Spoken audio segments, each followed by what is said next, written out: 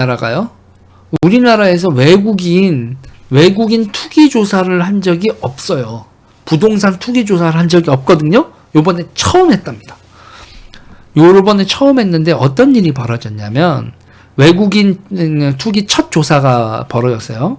그랬는데 투기 조사를 했더니 경남에요. 경남에 주택을 19채 싹쓸이한 사람들이 있었답니다. 그리고요, 우리나라 국내 불법 투기가 밝혀졌는데 국내 불법 투기를 한 사람 중에서 55%, 외국인 중에서 55%가 그 나라 분들이었습니다.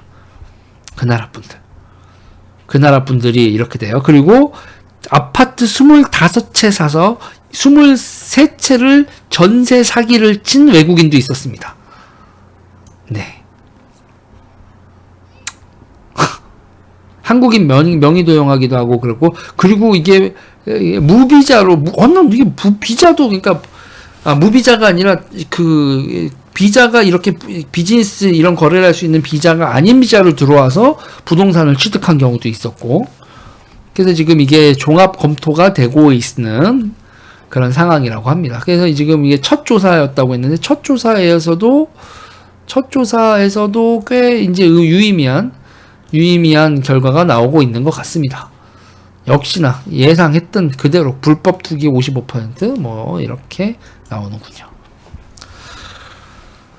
그래서 이제 남편 뭐 부인 뭐 이런 거 일가 친척 이용해서 별짓을 다 하는데 대한민국 정부가 바뀌니 그 나라 분들의 부동산 투기도 우리나라가 잡는 일이 발생하는군요. 이게 가장 기본적으로 문제는 우리가 1가구 1주택 뭐 해서 우리 그런데 세대별로 이렇게 제한이 들어오잖아요. 근데 문제는 저쪽은 우리 세대를 파악할 수 없잖아요. 그리고 우리가 DSR이 됐건 뭐가 됐든 우리나라 금융이 될 때 DSR 40% 이런 건 하겠지만 저 나라에서 소득이 얼마고 저 나라 은행이 대출을 얼마 했는지 그 나라가 우리한테 신고할 일이 없으니까 DSR이고 뭐 1세대 1가구 1주택 이런 거고 간에 우리가 이게 답이 안 나오는 거죠.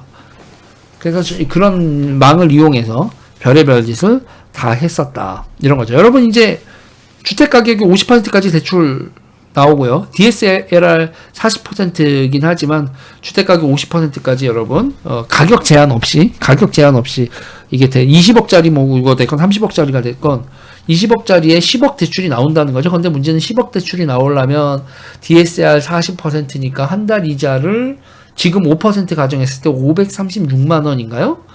한 달에 원금과 이자를 536만 원씩 30년을 낼 수 있는 사람은 10억을 빌릴 수 있어. 집 살 때 10억을 빌릴 수 있는 20억짜리 집 살 때 집값의 판은 그렇다고 합니다. 그렇다고 하는데 근데 누가 요새 같은 금리 5% 금리로 누가 집을 살까 싶긴 한데 아무튼 이 와중에도 이렇게 외국인들 투기 이렇게 털어가는 건 잘하는 것 같다.